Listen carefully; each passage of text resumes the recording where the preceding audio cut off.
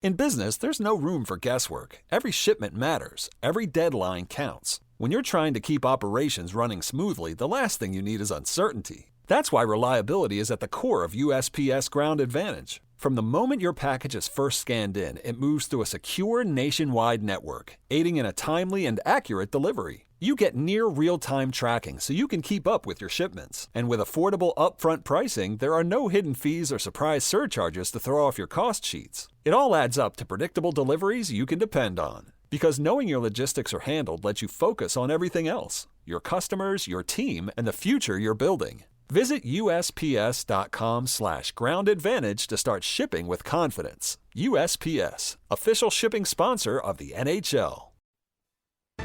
This is VSiN, the Sports Betting Network.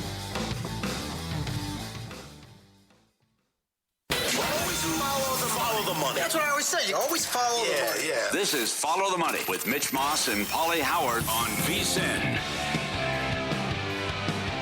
Here we go. Welcome in. It is Follow the Money on VSiN, the Sports Betting Network. Mitch Moss along with Paulie Howard. We are live in downtown Vegas from the Circa Resort and Casino. Very busy 3-hour program lined up today. A lot on the play-in games in the NBA and the first round, which begins this weekend. Busy baseball card with day games going on. A good one right now in the Bronx, so we'll update you on. We got plenty of hockey on the card today. We got Reeler Fugazi coming up a little bit later on. NFL draft as well. Jeff Davis on the NHL in 30 minutes. Justin Tri Carico from here at Circa as well on the NBA.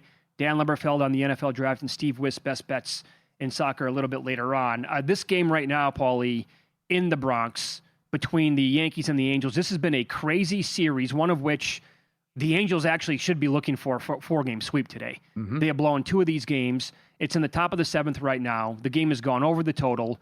It's 7-4 Angels. The Yankees were almost a $3 favorite in this game, which, okay, and they're playing a little home run derby. Aaron Judge got the party started today. He hit his 8th. He was plus 155 at BetMGM to go yard, 410 feet. Then Giancarlo Stanton nailed one as well. He was plus 220, 445 feet. And the shot that Mike Trout just hit, I was watching it live. I thought it was deep on a laser beam to left center. I thought that was 500 feet. They ruled it at 446. And Judge was plus 390 to do it. He did it again. He's got 7 now on the year. Please, for the love of God, stay healthy for the entire year. Yeah, on pace for 68. Yeah, this is something. And 5 home runs the last 4 games for Trout. Fun division, too. You know, the Ace came into play in first place, sole possession for the first time in 5 years. So great job by this division. Great job by the Angels. And again, the issues continue for the Yankees. So I don't want to get completely nuts with what's going on in this series and how they're scoring a lot of runs, and they're actually getting great pitching performances from my guy, Jose Soriano, and also Reed Detmers so far. Yeah, it goes tomorrow, Soriano. The Angels are 20-1 or more to win that division. I think the Astros could stink the entire year. They don't have a lot of pitching. The Mariners do have all the pitching in the world, but I don't trust their batters for the most part. They'll get hot at some point. They're a good team. Texas is good, but at 20-1, now you're basically banking on Trout playing 140 games, which is it's not a fun bet to make when he's going to go on the IL in 2 weeks and he misses a month out of the season. But they're evidently good. I think they're a fun team to watch. They score runs, and they have 2 guys at the top of that staff right now that look and appear to be on their way to really good seasons anyway. Did I say the Francesa? Talk to me in August. Talk to me in August, see where they're at. Not a bad price, though. Well, 25 actually at DraftKings. Like I said, I looked at FanDuel. They were 20, so who knows? There might be a rogue book with 40-1 on them. Did you fade Corbin today? I did not. He pitched well, though. He did. Damn. I looked into it, but I did not. And part of the reason there is because it's the Brewers. And they're not exactly scoring a zillion runs right now. Nope. Pitching helped them out, though. 1-2-1 again. Good job. So Corbin, if you went with the Brewers, you won. But Corbin pitched well. And how about the Royals? Cannot hit. They can't. Lost 2-1 last night. They're losing 6-2 in the 7th. Again, the Tigers are about to go to 8-1 at home. And Kansas City, if this holds and nothing happens the rest of the game, 2 runs or fewer, 8 of their last 9. Wow. And just betting the team total under 3.5 or 2.5 with the alt numbers, you're getting some huge plus prices on those. Yeah, and the beat goes on, Witt has 1 run scored the whole year. Well, yeah, One run. He's been on base how many times?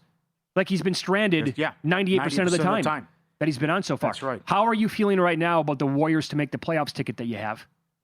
I feel good. I think you have to feel really good. Yeah, it was vintage Curry. They looked like the Warriors of the past. That's shame on the Clippers for losing that game. They were up 8 in the fourth quarter. Mathurin played well, like we talked about. He goes for 23. Bad beat if you bet him most threes in the game. He hit 5. But Curry was Superman, and it was just raining threes at the end. You know, we got a couple good emails that pointed out Al Horford coming into the fourth quarter was minus 20 with his plus-minus, but then he's knocking down all those threes. So Porzingis got hot, Curry got hot, and they scored 40-plus points in the fourth quarter. And we'll see if the health of the Suns tomorrow. But if that Golden State team shows up, they're winning the game. Steph with 35 when it mattered most, 27 in the second half, 11 in the fourth quarter. Can't get enough of watching this guy. Yeah. Steve Kerr was elated after the game. He talked about how we're champions again. He was that excited about winning the play-in game last night. And I have to be honest, I don't trust Phoenix to win that game tomorrow night. Mm-hmm. If I'm going to bet this game, it would only be Golden State, and I'd split bets. I'd take the 3, and I would also bet them on the money line in this certainly, game. They were getting their ass kicked by Portland. You get that kind of performance by Green. Brooks shot the ball well, and you still got beat. So they have a ton of big game experience, and they showed it. They were awesome last night. Yeah, my takeaway is the debacle with the whole Kawhi Leonard era in Los Angeles, because it might come to an end now. This might be it. Whether there's going to be a ruling, what happens? Is there a fine? Is there some type of suspension? What happens if Silver would actually grow a pair and rule on this? And what happens with the investigation? But maybe move over Nico Harrison, because this is one of the worst trades in sports history as well. Now, as you said yesterday, now it means that OKC has a 1.5% chance of getting the number 1 overall pick. Wouldn't that be something? Yeah. So they could go back to back, and then there could be madness once the lottery starts too. And don't laugh; it happened last year with the Mavs. Right. Although there could have been shenanigans too. Yeah, so making up for the Luka debacle. It was tough. I mean, they got a lot of guys played well for the Clippers, and they did. They're up 10, they cut it to 2. They go back up 10, it cuts down to 1. They go back up 10, and then everything was going in for Golden State in the fourth. And they pull away and get the win. Like, there's no way you can tell me that you're not a believer in experience mattering come this time of the year. It just did. Again, last night, look at the way Draymond Green played defense in that fourth quarter. He was elite again, and Kerr called him the best defender he's ever seen play the game. And I don't like Draymond Green. I hated the way that he was publicly going after the Defensive Player of the Year last year, which is an absolute joke, and people wanted to give it to him. And I'm like, oh, my God, please stop. Don't fall for this. But that said, he was phenomenal last night, and if he can play like that in spurts, they're not beating Oklahoma City if they get by Phoenix. Well, look what they did from 3. But Curry can make it. He can make some of the games interesting because he's the best. Yeah, he's awesome, no doubt. I would trade Kawhi Leonard. Yeah, I would trade him if you can, based on the nonsense with the contract and everything like that. Could void the contract entirely. Yeah. Who knows? Going to be a weird situation. And I think we all agree it's enough of Orlando. We got that right with Bane, plus 850, most points in the game. He's the only guy who looked like he cared. I know. I mean, but again, like we talk about Avia, but that guy puts his head down and goes to the basket. He's a truck, too. So as good as he is from 3, but he was great in the loss, but everyone chipped in for Philly. It was the same type of game. Orlando would make a run, and the Sixers would say, okay, cut it out. And then they ran them out in the fourth quarter. But Charlotte laying 3.5 now. They get the good news on ball. They're a better team, and it appears this team wants the season over, and they want this coach fired. Because what is Banchero doing? Shooting air balls, not aggressive. The only reason that was close was because of Bane. So he's the only guy other than Wagner showing fight. So I hope Charlotte does everyone a favor and takes out Orlando tomorrow, because everyone wants to see the Buzz City Killers in the playoffs anyways. We can't have this garbage team in the playoffs, Orlando. No, they don't want to do it. They don't want to be there. So the number, by the way, opened up 2 right away and then shot directly up, touched 4.5. It's at 3.5 right now. I would actually take a little Orlando plus 4.5. And that's kind of based on having the Hornets at 14-1 to make the playoffs. And I took Miami plus the 6 the other night and kind of like threaded that needle. I also thought it was too many points. Yeah. But if we can come back and do this again, then we can have the Hornets win a game between 1 and 4 in that scenario, and then cash both tickets and be dancing if they make the playoffs. But I don't want to be devastated tomorrow night. Not only losing that ticket, but I don't want to see Orlando will get absolutely smacked in the first round. That's a 4-game sweep against Detroit if they make it. Yep. And the Hornets can actually give the Pistons a little bit of a series here. And, I mean, the whole Banchero, it's him now, right? He's the guy that wants Mosley gone, evidently. And so if it's a lame duck coach, not looking good, what is it about Duke players, by the way, once they get into the NBA? No kidding. I mean, it's just like the list of guys, and I'm not making this up. I mean, it's like one right after another that Banchero was horrendous again last night. Terrible. And yes, he was. I don't know if there's something to that or not. Kneppel might lose the Rookie of the Year because of that, because ballots didn't go out because of this whole Cade Cunningham and Luka Doncic thing, where they had to wait and see if they were going to be available with the 65-game rule with their exceptions. Yeah. So now if people are going to factor that into the equation, you actually might lose the Rookie of the Year. See how he responds tomorrow. I think his points prop is too high at 18 after he got benched. Can I interest you in Bane again? Most points plus 650. You're going to have to fade LaMelo, who's going to shoot 30 times. Right. But plus 650 is not bad. What's Miller? Bay's going to be the, I'll look in a second. And Steph Curry to have the most made threes tomorrow is $1.20. 24 and 19 with him, 13 and 26 without him. 27, 5, and 6 on the season. I would say Phoenix, they have a couple of candidates that could, if Grayson Allen goes, and Gillespie as well, I'm just saying, like in a one-off, one of those guys might take 12, 13, 14 threes. So you might get a huge price on somebody like that to actually do it. By the way, Oubre got it done in the Sixers game. Yeah, we talked about 1. Grimes, and Oubre is the one who cashed it. That's right. He got it going early on. Drummond with the double-double, 4-1. Bang. How about that? Yeah, that was nice. A lot of these big props. They did. Tickets. Edgecombe, 9-1 most rebounds. I didn't even see what Collins was for most rebounds in a Clipper game. That must have been a huge ticket. But most assists done, 22-1. Most points, Bane plus 850. Damn. Most threes, Oubre, 18-1. Excellent job that Caesars has this up on every game. And they also have some unique props I've never seen before as well, with some, which we'll get into later on, for the series prices and series bets you can make as well. Good. Expand on that coming up next. Yeah. And Mathurin got there with the ladder, too. Yeah, that's right. It was, 5-1, 20 points? Yeah. 4-1, 20 points? Yeah, that's right. Yeah. So he climbed everything. He went over the point prop of 11.5, hit the 15+ and the 20+, and those were all pretty nice numbers. So Paul's going to share some of those props coming up. We'll dive into the first round numbers and matchups that we have as well in the first round. I can't stop staring at the numbers Nikola Jokic put up against the Timberwolves this year. Wait until you hear these bad boys next on Follow the Money. It's VSiN, the Sports Betting Network.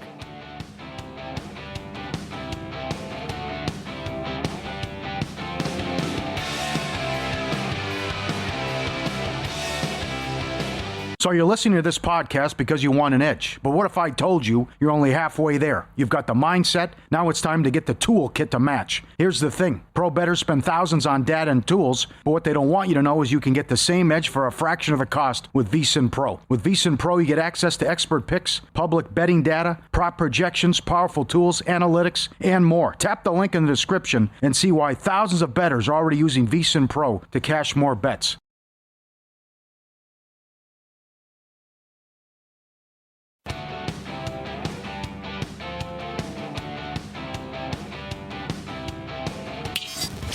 This is Follow the Money on VSiN. We'll hit the NHL here. Let's follow the money on VSiN, the Sports Betting Network. We go out to the progressive guest line, long-time Vegas odds maker. He's been with Circa Sports basically from day one as well, and he's in charge of all the hockey numbers here. Jeff Davis joins the program. Jeff, good to talk to you today, my man. How are you? Good, guys. Thanks for having me. Been a while. Yeah, it has. It has. Can you talk? This has almost turned into the NBA a little bit with the NHL. I know the NBA is your favorite sport, but the NHL with all these teams like resting, we're talking about like maybe 10 players in that range. Numbers are going crazy. What has it been like to book these games the final week of the regular season? Yeah, it's really hard. You really have to be in tune with what's happening with lineups and situations and what teams might rest guys and what teams won't. Couple examples. Game 81, Boston rested 4 guys, 5 guys, because they didn't really care if they were wild card 1, wild card 2. And so game 82, they said the guys who are out are going to be in. So I assume the guys that weren't out were going to be out, like Pasta played 81, Geeky played 81, and you assume that they're going to rest. So you lean the number toward the Devils, and then everyone plays for no reason in game 82, and the Bruins close minus 150, and they win 100-0. Yeah. But then, you've got to get. So a lot of it is guessing, and then like tonight, the Blues.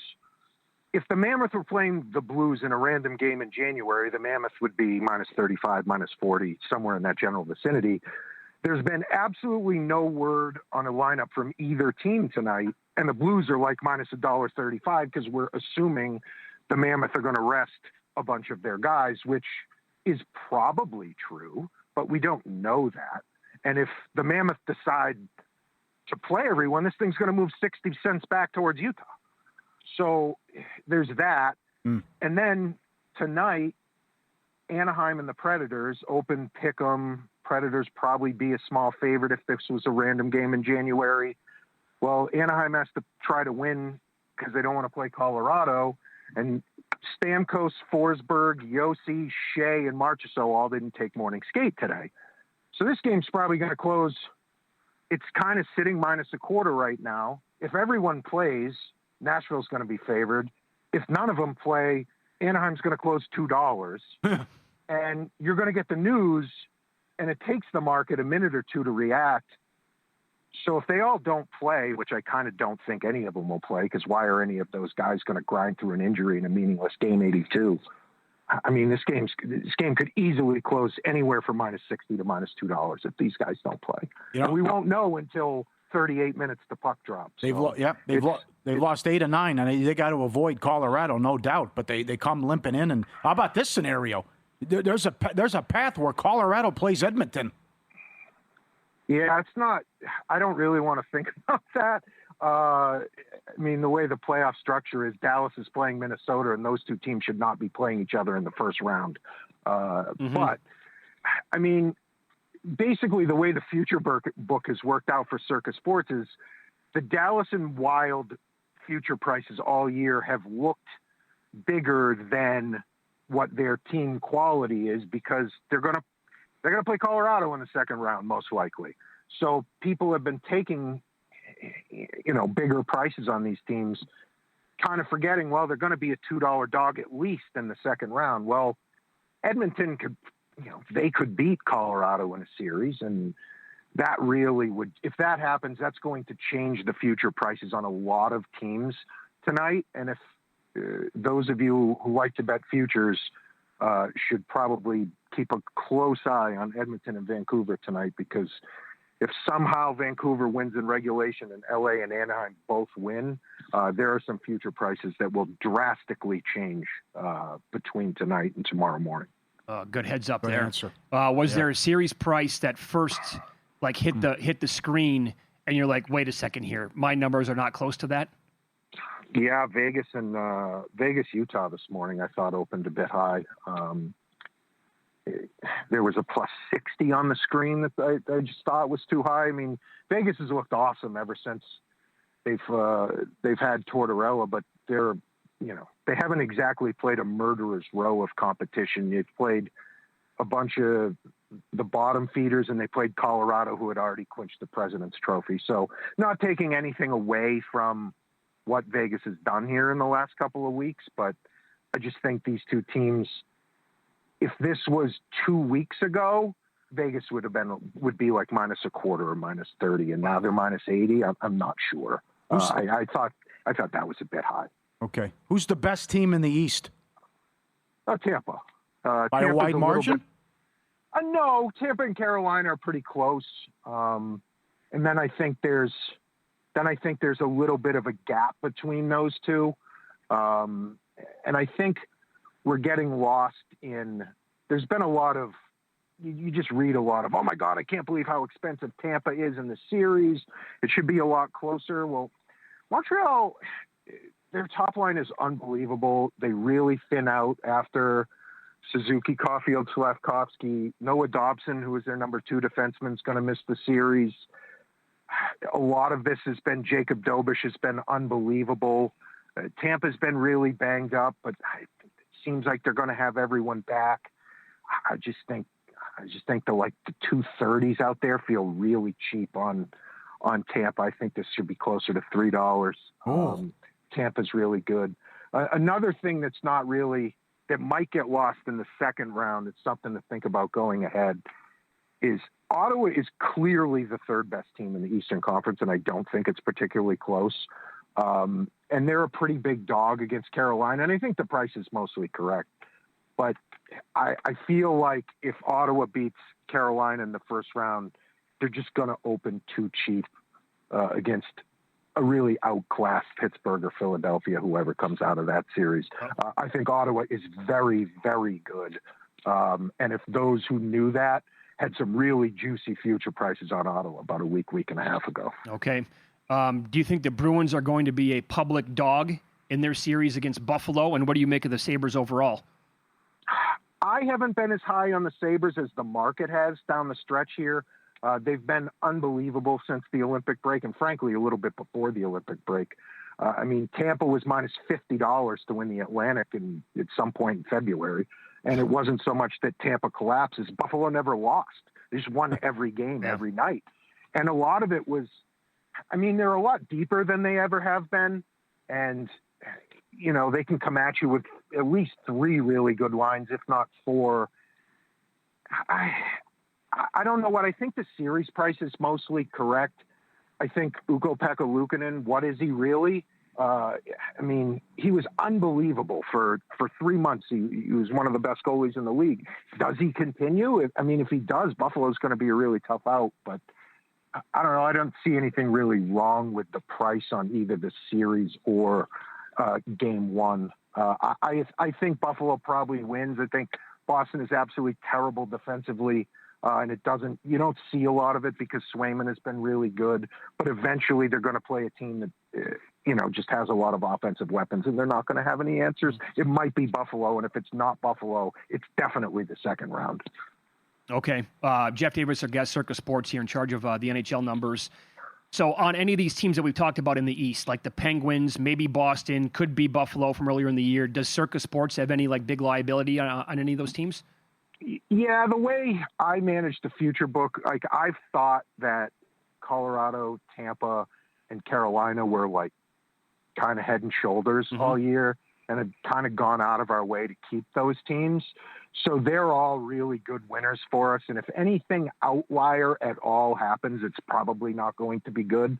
The Penguins are an unmitigated disaster. We took a pretty big bet at a pretty big number, like 150-1 earlier, much earlier in the season. And it just is what it is, right? You hang the prices that you think they should be. And somebody came in, made a pretty good bet, and basically they timed it with a great hot streak. And, they've got a really good bet right now, and they're probably going to beat the Flyers, but they got a really, really tough matchup in the second round. I would be surprised if they're playing in the Eastern Conference Final, but it's hockey and anything is possible. Yeah, well said. Hey, Jeff, that was great perspective. Great catching up as well. Thank you. Sure, guys. Take care. Be good. There you go. Job. Jeff Davis, longtime odds maker here in Vegas and at Circa, does all the NHL numbers here on the Progressive Guest Line. Can you imagine if Edmonton loses? Oh, well. Edmonton, Colorado in the first round? That's worse than Edmonton, LA for the 5th year in a row.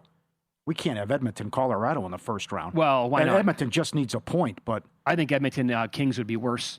Yeah. At least Edmonton, Colorado, that means that we would get it in the playoffs, and it could be every game's going to be 7-4. I was talking to Jonathan Davis. He says Anaheim has got to win this game because they were awful. They got totally dominated against Colorado. DraftKings has every series, will there be a hat trick, double overtime, and a game that has 10-plus goals. That's pretty good. Win, lose up next. All good things must come to an end, such as this 15-year streak that was snapped yesterday. Paulie's got all the details coming up on Follow the Money. It's VSiN, the Sports Betting Network.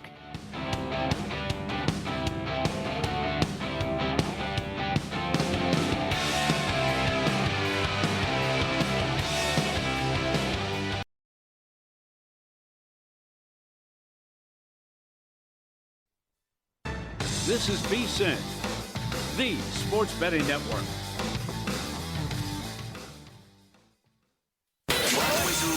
Follow the money. That's what I always say. You always follow the money. Yeah. This is Follow the Money with Mitch Moss and Paulie Howard on VSiN. Good to have you on board. Thanks for watching on YouTube TV, listening on SiriusXM, channel 158, iHeartRadio, TuneIn Radio, or any of our great affiliates across the country. Coming up in this hour, we will get into today's Major League Baseball card. We have 3 night games, and the number one edge with a player prop involves a pitcher taking the mound tonight at vsin.com. Dan Leverfeld on the show, NFL Draft. In about 30 minutes, we hit the NBA now as Circa NBA odds maker Justin Chicarico joins the program now. He's on the Progressive guest line. Justin, thanks for the time today. How are you? Oh, it's my pleasure. First time, long time. Thanks, Doug. It's a pleasure to be talking to. It's a pleasure to be talking to you guys. Love talking ball, and ready to go. New Yorker, obviously. How long have you been in Las Vegas, working behind the book and running NBA numbers? Vegas a decade, and doing NBA probably 5-6 years now. William Hill to Caesars when that transition, and now at found my home at Circa. And NBA is your baby. Okay, how is the handle been at Circa, by the way, for the play-in games? A lot of excitement out there for them? A tremendous amount, and it's amazing how the switch flips from game 82 to the play-in. It's just been tremendous. The games obviously have been great, and handle's been awesome. What were your numbers on the first game tomorrow, where it appears Orlando wants to get Mosley fired, and the only guy showing guts and heart is Bane, and Charlotte's power rating is so good based on their resume and how well they've played since January, even though they're on the road? I can't believe the number hasn't gone up to 5. I mean, Orlando is just a dead team walking right now, in my opinion. Mm-hmm. Dan Caro just doing his thing of driving into 3 people and kicking it out. Did you see the pass where he threw and it hit a woman in the face? I mean, it's kind of crazy to me. And Mosley, I mean, he's the second the game ends, he's out of there. Yes. All right. That's a good opinion. Phoenix up to 3.5 against Golden State. They looked great last night. Bombs away from 3. Phoenix was down big against Portland. How about the Suns laying 3.5 at home tomorrow night? I'm on the Warriors. I like the experience that they bring to the table. Draymond in that fourth quarter was just outstanding. I'm not a huge Draymond guy, and watching him lock up Kawhi for that fourth quarter was amazing. Obviously, Steph does his thing. Zensky will make you want to pull your hair out, but I lean on that experience. I really do. You're not going to have Jalen Green and Brooks and everybody going crazy. I really, really lean on that Golden State experience. Yeah, there's no way I could bet against the Warriors in that game tomorrow night. How about your Knicks now? I've heard, Paulie thinks this can be a 7-game series. I've heard people make the case for Atlanta. I've heard a lot of people say it's the exact opposite. This could be a sweep or a 5-game series. Again, you're a Knicks guy, but how are you looking at the series against kind of a red-hot Atlanta team? That Atlanta team scares me. I mean, I wanted the Raptors. I prayed for the Raptors, and here I am with the Hawks. I think Knicks in 6, and I'm really trying to take my bias out of it. I think we have, 4 of the 5 best players in the series. Depending on where you rank, like Nickeil Alexander-Walker versus like OG Anunoby. I need to see it with the Hawks, and I think Knicks in 6. That's where I lean on that. Let me run this by you. Paulie brought this up earlier. So you can bet on the player to have the most points in the series. Yep. Towns absolutely ate this team alive in the regular season. I don't think they have a guy defensively that can stop Towns overall. Now, Brunson's the man. He's phenomenal. But they at least have Alexander Walker, and they can throw Daniels at him, and they could double him and do whatever. Do you think Towns at 9-1, leading scorer of the series, would be worth a wager? Oh, there's amazing value in that. The last 2 weeks, Mike Brown really, really started experimenting with the Brunson-Towns two-way game. And the results were phenomenal. And yeah, like you said, who's stepping out on the perimeter to try and lock him down? I think there's a lot of value at 9-1 on Towns' most points. And Brunson's been deferring lately in the fourth quarter, which has been a welcome sight. He can't do it by himself. This is tough for odds makers and bookmakers. What the true number is, and what's the power rating on this Laker team now? because this was as high as like 850 on Houston, and now the Lakers are down to 4-1. But it's just I don't have much to go on because when the injuries occurred, and then the Lakers also faced some bad teams, or either bad teams or guys that sat people. So what do you think this really true number should be with the series price with Houston and L.A.? My goodness, it is so hard. One, because obviously everyone wants to bet the Lakers in the future. So yeah, it's like, how do you manage this? And I saw the breakdown of the schedule, and it kind of looks like the Lakers are getting a little bit of a bump here. Like the game 4 is, I think, 4 weeks after the initial Luka injury. So I could really see if the Lakers just manage to just steal one. Yeah. I could see that price adjusting very, very quickly, anticipating Luka back. Reeves, I don't think is going to make it back. I really don't. And it's just been a really, really tricky one to manage. Healthy, I mean, that series is so much closer. The Rockets, Rockets are one of our best results at Circus Sports, and I think there's a reason for that, and I'm not big on the Rockets myself. No, neither am I. I don't think you guys have anything to worry about there. Justin Tricarico, our guest NBA odds maker here at Circa. By the way, the totals now. Look at and I get it, right? This always happens. It's the playoffs. It's going to be a different style of basketball. I'm looking at some of these numbers on the board, man. Have we over-adjusted, you think, with the totals, or are you buying into this where we're going to get lower scoring games? It's fascinating. Totals are the hardest part of NBA, booking it, originating them, managing them. And yes, they've plummeted. I think I saw a stat. It was where it's around like 7% lower. They typically anticipate. And we've just been getting hammered down, and when you see that type of action, you kind of just got to go with it. And I definitely understand that angle, but there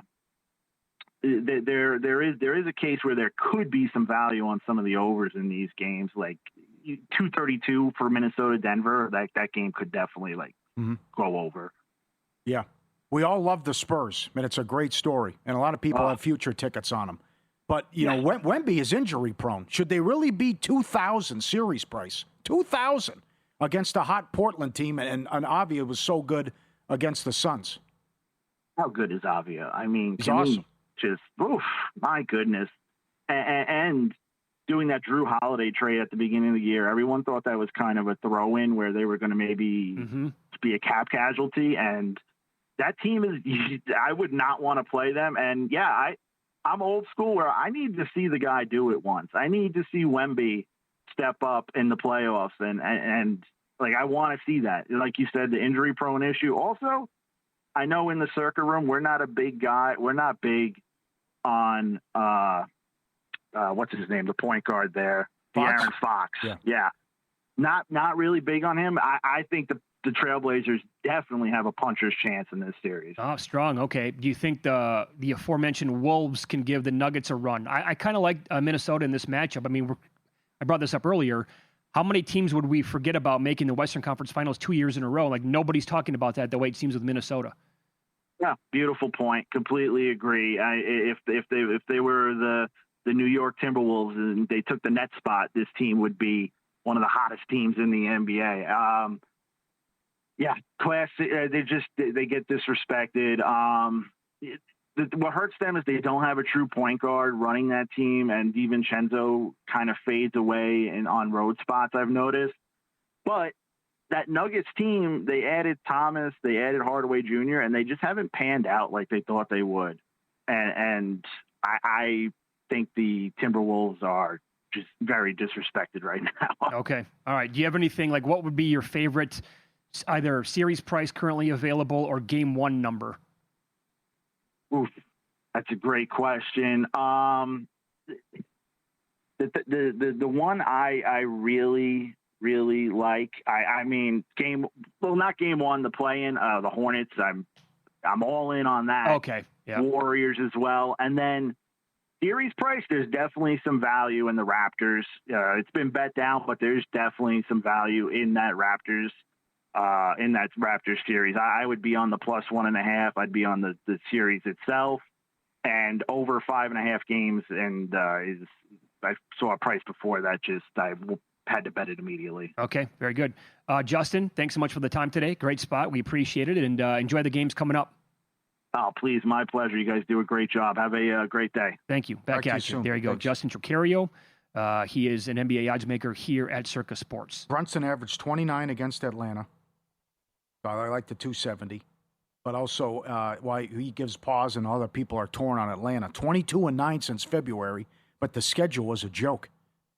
Yes, it was. They just got hit with the deck, where they were playing a tanking team almost every night, and how they somehow won this division at 11-1 in February. But they have some good players, and you get the stink out of Trae Young off there too. But I think that can a lot be of pressure on the Knicks, a lot of pressure on the Cavs. Even if, let's say that series only goes 5 games, I think it could still be a very good series, entertaining games overall. Mm-hmm. I think we have that, by the way, in a bunch of them potentially. It's also good to just sit back and watch the first game or first half and then go from there, because you can find out a lot. I mean, how bad was that last year? Game 1 Cavs-Pacers. No doubt. It's like, wait a second, they were a $9 favorite? They're going to lose this series. Yeah, that's right. That's right. And they lost in 5. Another one would be Knicks Celtics last year. You could kind of tell right away, even way before the Tatum injury, like, Knicks are live to win this thing. The number 1 edge with a player prop involves a pitcher taking the mound tonight. Find out who that is next.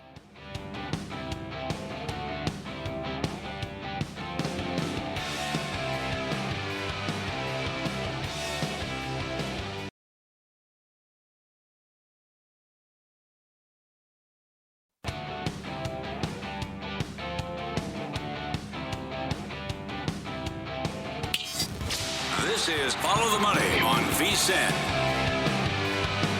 All right, let's go hardcore NFL draft here. Friend of the show, Dan Leberfeld, joins the program now. Follow him on X at Jets Whispers, Jets Confidential Magazine, and also SiriusXM NFL Radio. Dan, thanks for the time today. How are you?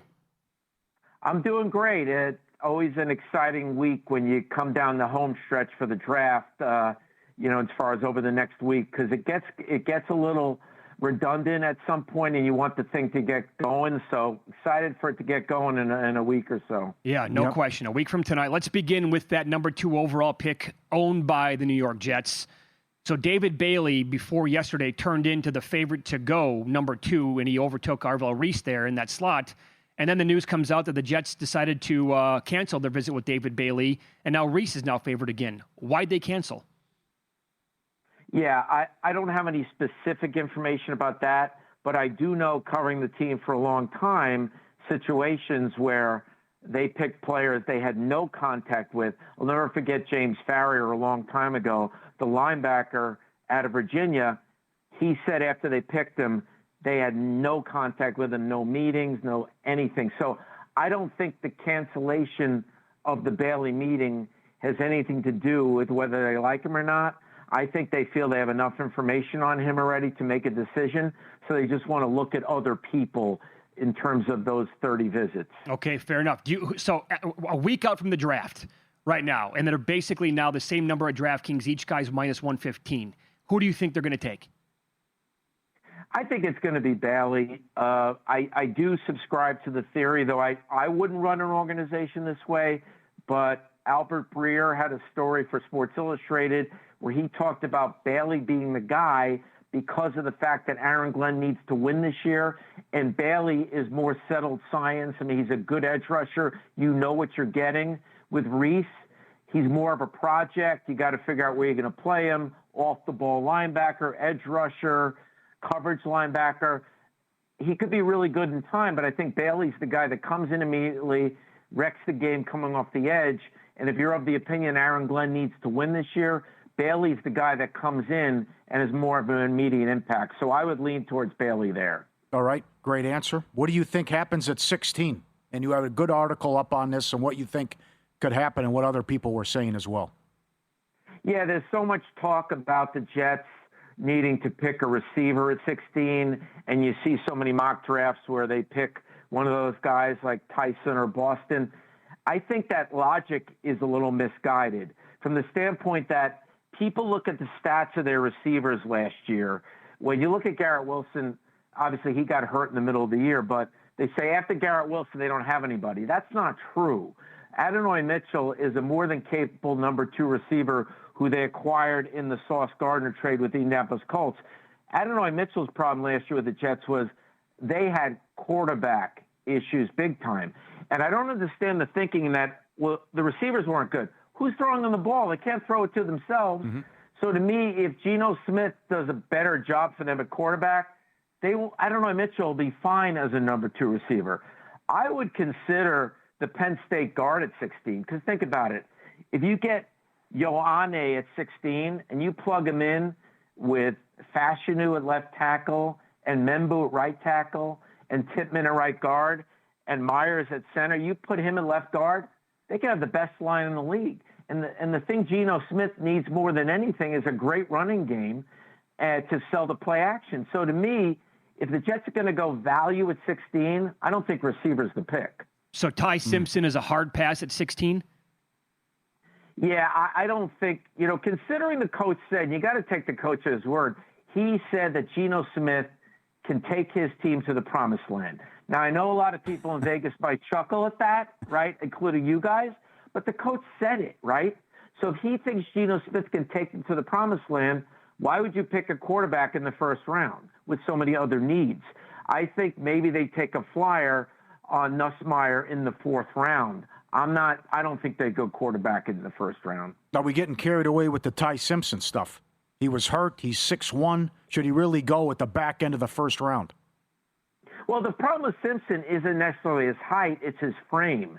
He's got a very lean build. I know they list him at like 215 now, but it's not a thick 215. When you have those quarterbacks that are not only short, but on the slender side, how are they going to hold up on the NFL level? I mean, when you look at Baker Mayfield, yeah, he's 6'1", but he's got that body armor going on, right? He's a thick guy, and I think that helps him deal with the hits in the league. When you look at Simpson, he played at 208 last year, and Simpson had that back injury last year. I'm not sure Simpson has the body armor to hold up long-term getting hit a lot as far as when you look at his frame. Let's follow the money here on VSiN, the Sports Betting Network. Dan Leberfeld, our guest, and he is on the Progressive Guest Line at Jets Whispers on X, Sirius XM NFL Radio as well. What do you think the Titans do at number 4 overall? Well, I think they're clearly shopping the pick. I mean, their general manager, it's hard to keep up with who's making decisions there because it seems to change every year. So now it's Mike Borgonzi who has all the power. The team president, Chad Brinker, had the power last year. And before that, they forget about the off-the-field stuff. They ran a really good coach out of town, Mike Vrabel, because he wanted more control over personnel. So it's always strange who's making the decisions there, but it seems to be Borgonzi. And he said this week there are a handful of players that they like at 4. So I think they're shopping the pick. I mean, I think they like Love, but I think they're shopping the pick. So I think they could trade out of there if some other team wants to move up. But when you look at the idea that they might pick Love, I'm not sold on Ward as a quarterback. So yeah, you're going to see a lot of stacked boxes with 8 or 9 guys. So if they think that they're going to pick Love and not address the O-line there or not improve the trenches overall, I'm not sure how effective Love would be there considering the state of their offensive line. So I think the pick could be traded. A couple of GMs have said expect fireworks, and there'll be a lot of trades Thursday. Are you hearing that? Yeah, I think so. I think if someone blows away the Jets at 2, they could be interested. Arizona at 3. I mean, what's Arizona going to do at 3? You know, when you look at Maui Goa, maybe, but are you going to pick a right tackle? And he is a right tackle at 3. Is that a little too high for a right tackle? Is 4 too high for a running back? I mean, the team that you guys are closest to in Vegas, Genti, how much of an impact did he have? You have mixed opinions with teams. There are a lot of teams that would not pick a running back in the first round. Other teams would. So when you look at one of the greatest running backs of all time, you know, Terrell Davis of the Denver Broncos, what was he picked in the 5th or 6th round? You can find running backs later. Different teams have different philosophies with running backs. Some of them will never pick a running back in the first round. Living in New York, covering the Jets, have you heard anything about the team that plays in the same stadium, the Giants. Do you know which direction? Paulie was saying offensive line earlier. Does that make sense to you? Yeah, it does. And we were talking off the air before the segment. When you consider, and all the gamblers out there thinking about who the team might pick, and they look at mock drafts from really good NFL writers, and so many times in the mock drafts, need is the driving force behind the pick. But a lot of these teams, I know it's boring, but picking the best player available is how they do it. And the Giants last year, I know Harbaugh's there now, but the Giants last year, under this GM, they picked Abdul Carter, right, at 3. That was not a need. They had Thibodeau and they had Burns, and you know what? He's too good to pass up. So I would give a tip to people betting the draft. If a team has a history of sticking to the value board, be wary of mock drafts, because mock drafts are all about value, not the value board. And the Giants last year did not go for need. They went for the value board. So if you look at teams that are really driven by value, be careful going in a mock draft that's basing it on need. Dan, where do you think A.J. Brown ends up? I think it's still New England. I think that ship has sailed in Philadelphia. You have a rookie offensive coordinator, Sean Mannion. Do you want to have him dealing with this guy chirping in his ear about ball distribution? No way. And look what they did. You know, Howie Roseman can poo-poo it all he wants, but they've made a lot of moves at receiver, including the Wicks move with Green Bay. They're moving on. They've been trying to get a first-round pick. It's not working out, so I think eventually they'll work something out with New England. I think he's gone. Okay. Great spot as always, Dan. Thanks so much for the time. We appreciate that. Always great to be on with you guys, and enjoy the draft. It's going to be a lot of fun. Back at you. Yes. You can follow Dan on X at Jets Whispers, Jets Confidential Magazine as well, and Sirius XM NFL Radio on the Progressive guest line here. So he thinks it's going to be Bailey. DK has both guys minus 115 to go number 2 overall. Isn't that strange? You would draft a guy, you don't have to talk to him or have a meeting or heads up, anything? Well, they have a history of it, though, as I know, he said. but that's to me, that's bizarre. But so unless you absolutely know, right? You just know that's going to be the dude that you're taking. And maybe you just want to have 30 other guys that you want to talk to for later on in the draft. Buy a car that way? That's crazy. You got to see what's under the hood. Sure, online. There's a lot of people go online shopping. You want to buy jeans, a shirt, shoes online? A lot of people do it. I don't want to, but people do it. Got to try them on. We'll expand on the draft coming up next. A recent VSiN guest said to watch out for this player landing in the first round. That would be about 8-1.